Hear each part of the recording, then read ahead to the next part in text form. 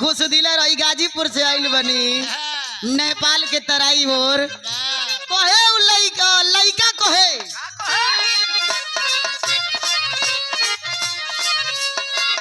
ए गोरिया रे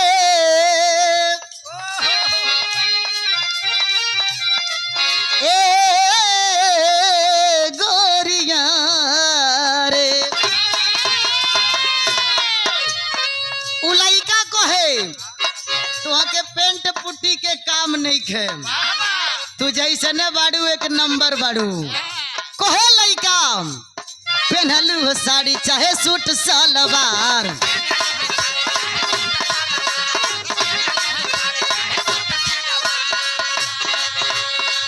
और ये देखें ढोलक के बड़ी सुंदर वादक हैं आप राजन यादव जी जो सुनीता यादव में ढोलक बजाया करते हैं।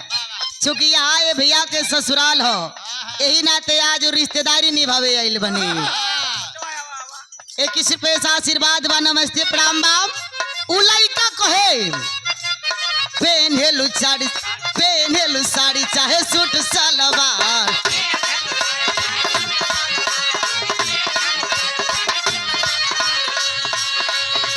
निके लागे सगरी बदन पे तोहार ओ भैया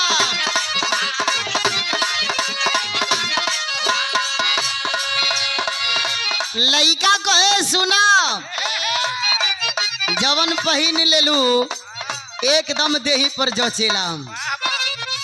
ई बतावे के नहीं है जैसे भी रहेलू एकदम लाखों में एक रहेलू कहे लइका अरे पहनेलू साड़ी चाहे सूट सलवार निके लागे सगरी बदन पे तोहार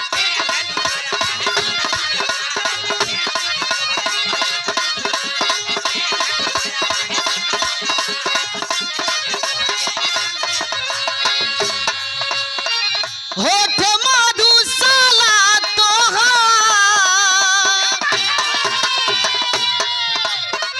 होठ मधुशाला तोहार जाम भइल बा हो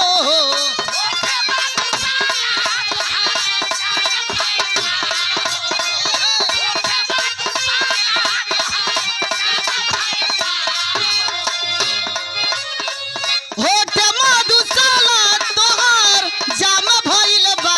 हो जाम भइल बा तब लइकिया कहे बाबू हे हेलो असही न दुनिया में काम भइल बा असही न दुनिया में नाम भइल बा अब बाबू हो कमरिया पे काम भइल बा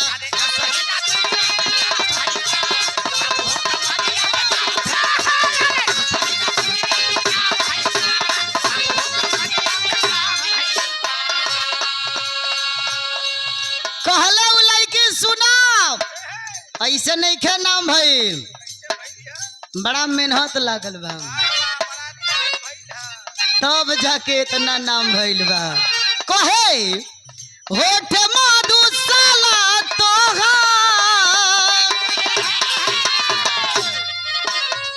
होठ मधुशाला तोहार जाम भइल बा हो जाम भइल बा सही ना दुनिया में नाम भइल बा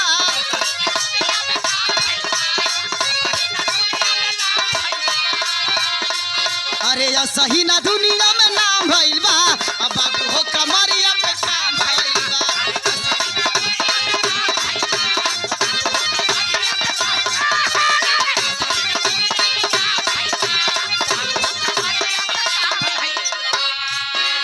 परिचर्चा बाम तब वहां मत उ लइका कहे अरे गढ़ले भगवान बान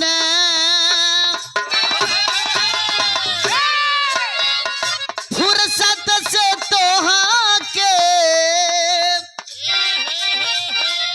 दिलवा चुराई लेलू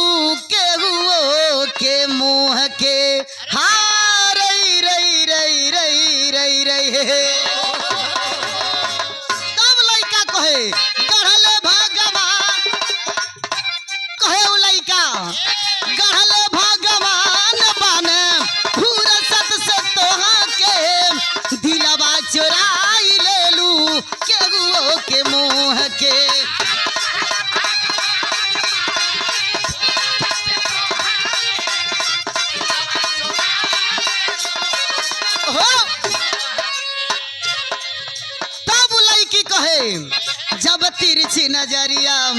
दिहिला बिना गोली कर जवा के पार दिहिला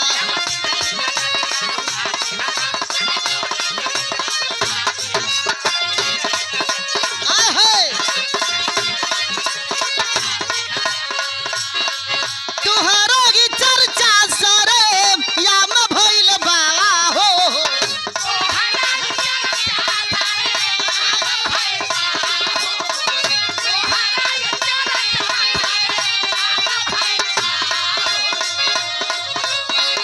तुहरो की चर्चा सरे या में भइल बा हो आम भइल बा अरे या सही ना दुनिया में